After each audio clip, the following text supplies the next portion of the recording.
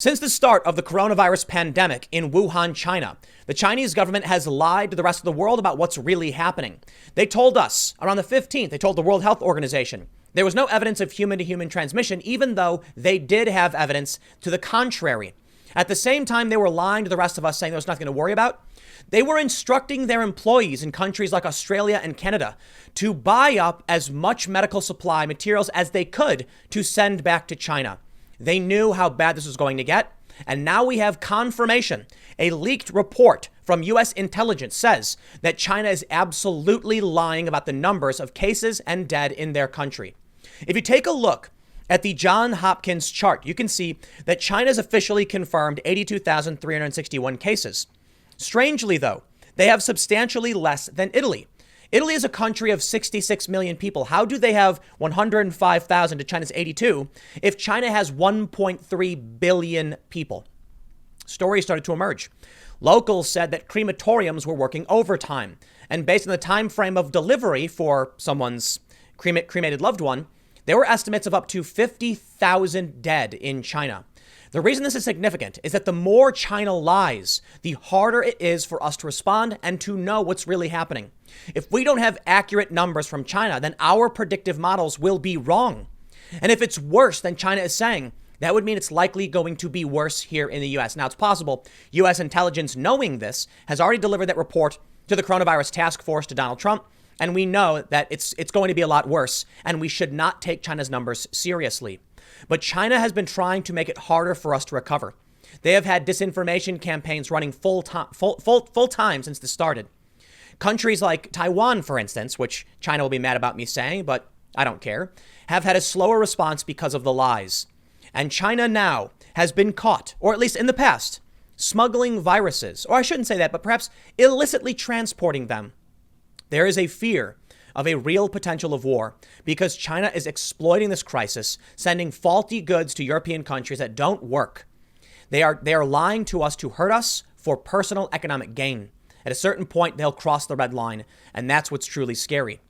Let's get started with the first story, the report. What's going on? Why is China lying? And what's really happening? Before we get started, head over to timcast.com/donate if you'd like to support my work. There are several ways you can give, but the best thing you can do, share this video. It is important people realize the extent to which we are being misled. It is important that people take this threat seriously. In fact, many people probably don't think it's very serious because the death toll globally is low. Add 40 to 50,000 on top of that, and it nearly doubles. Then maybe people might start listening to how serious this actually is. Bloomberg reports, China concealed extent of virus outbreak, U.S. intelligence says. China has concealed the extent of the coronavirus outbreak in its country, underreporting both total cases and deaths it suffered from the disease. The U.S. intelligence community concluded in a classified report to the White House, according to 3 U.S. officials.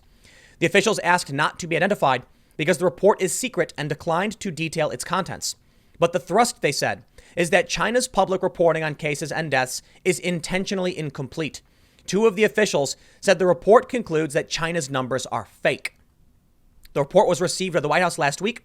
One of the officials said, the outbreak began in China's Hubei province in late 2019, but the country has publicly reported only about 82,000 cases and 3,300 deaths, according to data compiled by Johns Hopkins University.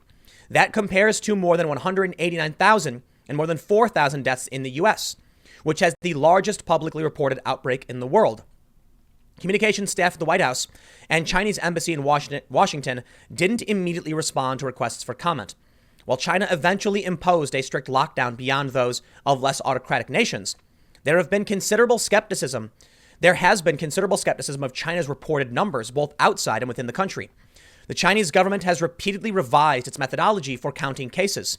For weeks, excluding people without symptoms entirely, and only on Tuesday added more than 1,500 asymptomatic cases to its total.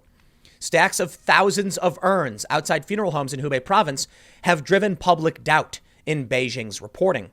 Deborah Birx, the State Department immunologist advising the White House on its response to the outbreak, said Tuesday that China's public reporting influenced assumptions elsewhere in the world about the nature of the virus. The medical community interpreted the Chinese data as this was serious but smaller than anyone expected. She said at a news conference on Tuesday, because I think probably we were missing a significant amount of the data. Now that what we see happened to Italy and see what happened to Spain. China is not the only country with suspect public reporting. Western officials have pointed to Iran, Russia, Indonesia, and especially North Korea, which has not reported a single case of the disease, as probable undercounts. Others, including Saudi Arabia and Egypt, may also be downplaying their numbers. U.S. Secretary of State Mike Pompeo has publicly urged China and other nations to be transparent about their outbreaks. He has repeatedly accused China of covering up the extent of the problem and being slow to share information, especially in the weeks after the virus first emerged, and blocking offers to help American expats. And blocking offers of help from American expats. This data set matters, he said at a news conference in Washington on Tuesday. The development of medical therapies and public health measures to combat the virus so that we can save lives depends on the ability to have confidence and information about what has actually transpired. I would urge every nation, do your best to collect the data. Do your best to share that information, he said. We are doing that. Shockingly, many people in media are taking the Chinese numbers at face value. They're blaming Trump. They're mocking him, saying America has done a worse job. Why would you entertain Chinese propaganda? It is particularly scary to me when you combine this information with a few other reports, notably that over the past several months, U.S. Law enforcement has arrested several university officials, professors, who were lying about receiving money from the Chinese government. They lied about it or withheld the information. We then learned of another story in which the U.S. has intercepted Chinese biologists claiming other people wanted them to carry the SARS virus and flu through the United States. Could it be that there is something nefarious going on? Well, according to a report from Yahoo News, yes, there's concern that this is bioterror related. Many people have been paying attention to what the people in China had to say, and not their government. From the National Review, Wuhan residents dismiss official coronavirus death toll. The incinerators have been working around the clock. Wuhan residents are increasingly skeptical of the Chinese Communist Party's reported coronavirus death count of approximately 2,500 deaths. This was 2 days ago, this story. They say most people believe the actual number is at least 40,000. Maybe the authorities are gradually releasing the real figures, intentionally or unintentionally, so that many people will gradually come to accept the reality, a Wuhan resident who gave only his surname Mao told Radio Free Asia. A city source added that based on the aggregation of funeral and cremation numbers, authorities likely know the real number and are keeping it under wraps. Every funeral home reports data on cremations directly to the authorities twice daily, the source said. This means that each funeral home only knows how many cremations it has conducted, but not the situation at other funeral homes. The city began lifting its lockdown on Saturday after 2 months of mandatory shutdown, with a complete lift of restrictions set for April 8th. Funeral homes in Wuhan have been handing out the cremated remains to families every day, but rumors began circulating after one funeral home received 2 shipments of 5,000 urns over the course of 2 days, according to photos reported by Chinese media outlet Caixin, which were later censored. Reports of the funerals' crematoriums working nonstop also raised questions. It can't be right, because the incinerators have been working around the clock. So how can so few people have died? A man surnamed Zhang told RFA. Wuhan resident said the government was paying families 3,000 won for funeral allowances in exchange for silence. There have been a lot of funerals in the past few days, and the authorities are handing out 3,000 won in hush money to families who get their loved ones' remains laid to rest ahead of King Ming. Wuhan resident Chen Yaohui said in a reference to the traditional grave tending festival on April 5th. During the epidemic, they transferred cremation workers from around China to Wuhan. Keep cremate bodies around the clock, he added. China has used state propaganda in an attempt to avoid blame for spreading of COVID-19. Despite reports showing how the government suppressed initial reports to human transmission and gagged Wuhan labs that discovered the novel virus resembled the deadly SARS virus. China regime lied about coronavirus for months. Why are the media believing its statistics now? An op-ed from the Washington Examiner. There's partisan play in this. Many people who don't like Trump are just pretending like China is telling the truth because it makes Trump look worse. Hillary Clinton, for instance, tweeting, he said America would be first, right? And now, according to official reporting, the United States has more confirmed cases than anywhere else. But I think any smart individual would realize China has it substantially worse. But of course, the typical detractors tweeted out a bunch of snark and statements believing China. Writers, celebrities, and politicians have responded to this news with unconcealed glee. Julia Ioffe of GQ magazine tweeted, "Who's the S-hole country now?" Hillary Clinton quipped that Trump did promise America first, and The Verge published a despicable article stating the coronavirus is now the American virus, which so far has not spurred anguished cries of racism from the media. The only problem in these statements is that they assume that China is being truthful when it says its coronavirus cases have plateaued at around 80,000. It's curious that the same media that fact-check the president every time he stubs his toe or makes a joke are willing to accept without any skepticism stats from a communist regime that not only lies habitually, but has recently lied about this very issue. Now we go on to the more serious matter, the World Health Organization. The Guardian reported yesterday, coronavirus pandemic far from over in Asia, World Health Organization warns. Statement comes as China and South Korea delay college exams to keep lid on COVID-19 spread. Interesting. The World Health Organization coming out now, of all times, to say it's actually pretty bad in Asia. It's not over yet. The World Health Organization on January 15th said that China claims, there's no evidence. A new study says there's no evidence of human-human transmission. We also saw this story. Top World Health Organization Dr. Bruce Aylward ends video call after a journalist asks about Taiwan's status. For those that aren't familiar, China believes Taiwan is China, and Taiwan believes they are independent. So China does not take kindly to people saying Taiwan is separate. When this reporter for Hong Kong Free Press, I believe it's the Hong Kong Free Press, or maybe it's not, I'm sorry, it's from RTHK, maybe it's a different outlet. When this individual asked the doctor from the World Health Organization, he pretended not to hear her. And when she said, "I'll ask you again," he said, "No, that's okay. I'll take another question." She then asked him the same question and he hangs up the call. When she calls him back, he says, "We've already talked about China." This led to major accusations that the World Health Organization is in the pocket of China. Or as I saw one story, I don't know if it's true, so fact check me on this one. Japan said that it's the Chinese Health Organization because they're just going to do whatever China says. Which brings me to the next major breaking story.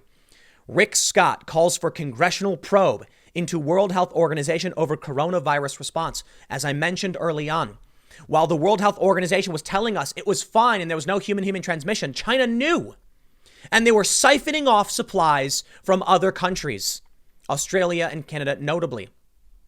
The Hill reports, Senator Rick Scott of Florida Tuesday called for a congressional inquiry into the World Health Organization over its response to the coronavirus, accusing the group of helping communist China cover up the full extent of the virus's spread. Absolutely. I believe they did cover it up. They helped. Scott, a China critic, has voiced concerns about the relationship between the WHO and Beijing in the past and said the health organization failed to get adequate information from China out to the public. The mission of the World Health Organization is to get public health information to the world so every country can make the best decisions to keep their citizens safe. When it comes to coronavirus, the WHO failed. They need to be held accountable for their role in promoting misinformation and helping communist China cover up a global pandemic, Scott said in a statement. The Florida Republican went on to accuse the World Health Organization of distributing Chinese propaganda, citing messages where it praised investigations by Chinese authorities into the coronavirus, which first broke out in Wuhan, in China. Scott suggested that the lack of an investigation into China's dubious claims over its numbers of COVID-19 cases and deaths cost lives and merited a closer look at the funds the WHO receives from the U.S. Quote, "We know communist China is lying about how many cases and deaths they have, what they knew and when they knew it. And the World Health Organization never bothered to investigate further," Scott said. As soon as Congress is back in session, there should be a hearing, along with a full investigation, to review whether American taxpayers should continue to spend millions of dollars every year to fund an organization that willfully parroted propaganda from the Chinese Communist Party. We are now hearing that Adam Schiff, Democrat, wants a 9/11-like review of Donald Trump's handling of the coronavirus. And I'm just shocked by it. Well, I'm not even shocked by it. I'm like, yep, here we go. Of course. We should be investigating the World Health Organization. They parroted these lies. China lied, and then people died. And that's a fact, and U.S. intelligence confirms it. But the bigger question we have now is the threat of war. We can probe the World Health Organization. We can accuse China of lying. We can take back our manufacturing, but all of this severs our diplomatic relations. I'm not going to say that America is at fault for it. China is. But as our relations dissolve, there is a very real fear or threat of potential war. Captain of aircraft carrier pleads for help as virus cases increase on board. We are not at war, the captain of the carrier Theodore Roosevelt wrote. Sailors do not need to die. If we do not act now, we are failing to properly take care of our most trusted asset, our sailors. Here's a photo. It says the aircraft carrier Theodore Roosevelt arriving in Vietnam this month. Our military is vulnerable right now. And I'm not saying it's weak, but I will say if there ever was a time for a war to begin, for someone else to start one, it would be when our aircraft carriers, at least one of them, has been crippled by this virus. When you see the stories about China smuggling in these SARS and flu viruses, experts warning they fear it could be biosecurity related, which they say, according to Yahoo News, is a reference to bioterror and the intentional misuse of pathogens for nefarious means. At what point do we say China is crossing a line with their camps, with their deception? But it's not just that. The disinformation campaigns, the Chinese accounts on social media that are lying to people and spreading misinformation about the severity of this, slowing our response. The fact that we based our response on their BS numbers means we reacted slowly. Nancy Pelosi wants to blame Trump, say he had a delayed response. Well, sure, maybe. I think it's fair to say the Democrats weren't doing anything at all. They're trying to impeach Trump, and Trump was doing a little bit. So if you want to criticize Trump, you can say he did bad. They did worse, but they don't even take the majority of the blame. China does. The reason why our response was slow, and Italy's and Spain's and many other countries, is because China lied to us about the severity of the virus. They've claimed, oh, nope, just 80,000, a couple thousand dead. And so naturally, you'll probably see many other countries saying, all right, it's not going to be that bad. And now we can see nearly 200,000 people in the U.S. infected. It is, in my opinion, an absolute absurdity to claim that a country of 1.3 billion people has that many less people infected. I think it's fair to point out they're an autocratic communist dictatorship. So yeah, they can lock people in their homes. But we are seeing similar things here in the U.S., or at least an increasing call for them. We have to make sure that whatever happens, be it war, conflict, crisis, or death, we do not allow our civil liberties to be eroded. Now, if you want to know more about this story, about the Chinese biologists sneaking in, illicitly bringing in these samples, I have a larger video on it at youtube.com/TimCastNews. We also did a podcast segment about it, youtube.com/TimCastIRL. But I'll give you the quick gist. They say the FBI warned of concerns over a biosecurity risk from Chinese scientists' research in the U.S. after they intercepted virus samples carried in luggage a year before the outbreak. It wasn't just a year before the outbreak. Apparently, in May of 2018, November of 2018, and in September of 2019, Chinese individuals were intercepted carrying viruses in vials. That says to me, look, if they're concerned about malintent, nefarious purpose, we are dangerously close to a real conflict. Now, I don't know if, traditional warfare can exist in today's day and age. We're in an internet era. It's very different, but perhaps. But let's get to the other issue at hand, domestic issues. Well, I don't think there's necessarily a reason to believe we're about to see a war. I'm fearful that we're vulnerable and the animosity is escalating. Kyle Kalinske brought this up, and I mentioned this earlier, so for those on the podcast, you'll hear it again. He said, I really don't understand the optimism that things will, quote, get back to normal. What is that based on? It seems much more likely that there is a distinct before and after, like 9/11. The economic signals point to a depression, not a recession. That reality hasn't set in. There's a story from CNN that basically says, I'm out of quarantine, but things haven't gone back to normal. This woman writes, I have now been out of quarantine for almost 40 days, and life is far from normal. Even though the virus hit China around Christmas and rose exponentially until mid-February, life as we knew it is just seeing dawn 3 months later. On my discharge day, before going anywhere, I had to go to my apartment leasing office, where I showed the committee a chart of my daily temperature readings, and a medical professional checked my temperature so I could get a certificate saying I was free and clear from COVID-19. This qualified me for a green scan phone code that I had to show before entering any grocery store or taking public transportation. That code would have turned red if I'd gone out of town or turned off my GPS. I still carry the code and show it in some places like malls, but the requirement has become more lax. Similarly, the security guards sitting at tables outside my apartment complex have become a little less rigorous about taking my temperature every time I come and go from my apartment complex. She points out And it's not definitive. These things do relax for sure. But there are measures that will last. They will be put in place. Think about it. There have been people in the US who have called for us to carry on barcodes or chips or some kind of evidence that we're immune or vaccinated. And that to me is alarming. It's an alarming violation of our civil liberties. We're already seeing people demand a suspension of parts of the First Amendment. You can't assemble, you can't speak, you can't worship or gather. And that's scary too. I understand an emergency. But you know what? I find myself a little surprised to see this from Common Dreams, a progressive activist website. Take this seriously. Digital rights groups urges Americans to beat back attempts to exploit coronavirus crisis to erode civil liberties. We shouldn't have to choose between our health and our basic human rights. Julia Connolly, staff writer for Common Dreams. I 100% agree. Now, I think they'll probably start screaming the orange man is bad and things like that. And sure, there's problems with Trump. But we are seeing governors enforce these provisions, these laws, these mandates, edicts, whatever you want to call it. Maryland just imposed a stay-at-home order with no expiration. Virginia's expires June 10th. Yeah, we're in serious trouble of our civil liberties being eroded, like Kyle Kulinski said. This could be a before and after like 9/11 thing. We might remember what life was like before the coronavirus. They've already said this is going to come and go in waves. They've already said, NPR reported, you can get reinfected. If that's true, then why would any of these emergency decrees evaporate after this? Dare I say, there's a potential and a fear I have that this never ends. Like, sure, we'll have elections. Things will go back to normal somewhat. Movie theaters will open up. But then what? Do we carry around vaccination cards proving we've had our government required medication? Are we going to not be allowed to gather in certain amount of groups? Certain group sizes? Will they impose temporary quarantines periodically like MIT and Harvard have suggested we might do? 2 months on, 1 month off. Will there be a normal, or if the coronavirus becomes a seasonal infection and you can get reinfected, will this be life from now on? We absolutely must defend our civil liberties. And again, somewhat surprising to see that I am in agreement with Common Dreams and The Guardian.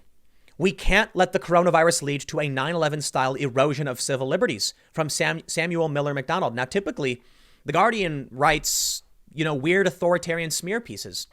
But this is the left I remember, at least to a certain degree, calling out encroaching government authority and protecting civil rights. Something weird happened with the rise of these weird social justice authoritarian types where they started embracing it.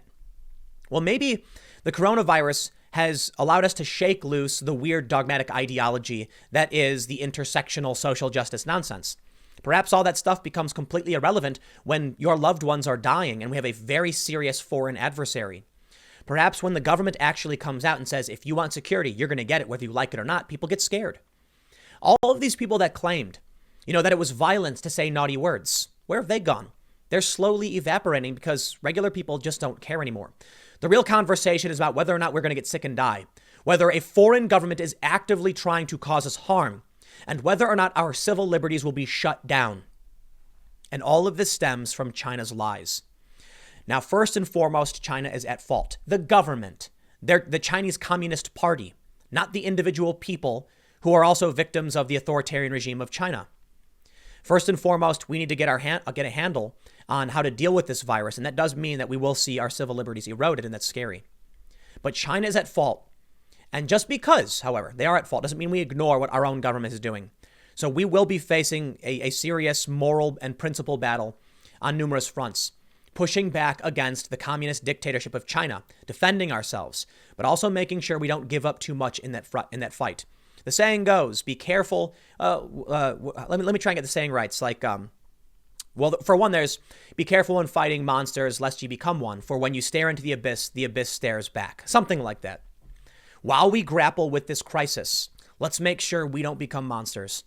And we absolutely cannot allow the government to impose another Patriot Act style post 9/11 absurd encroachment of our civil liberties. We can recognize that China is a serious threat. They've been lying and causing us harm. Maybe civil liberties become, to a certain degree, luxury if we enter a serious conflict. I don't know, man. I don't want to give up my freedom in exchange for security. But you can see there is a possible reason why China's numbers are low, because they're an authoritarian dictatorship. Now, I think they're lying, which is also another reason their numbers are low, because they're an authoritarian dictatorship and no one can say otherwise. People who speak up get disappeared. Or it's possible they lock their people in cages, and they do. And that prevents the spread. But I think their numbers are wrong and they're authoritarian. And I don't think it's wise for us to ignore the threat that's growing. We're going to bring back our manufacturing. We're going to secure our borders, and they're not going to be happy about it. I hope this de-escalates, but part of me fears it won't. I'll leave it there. Next segment will be coming up at youtube.com/timcastnews at 6 p.m. Thanks for hanging out, and I will see you all then.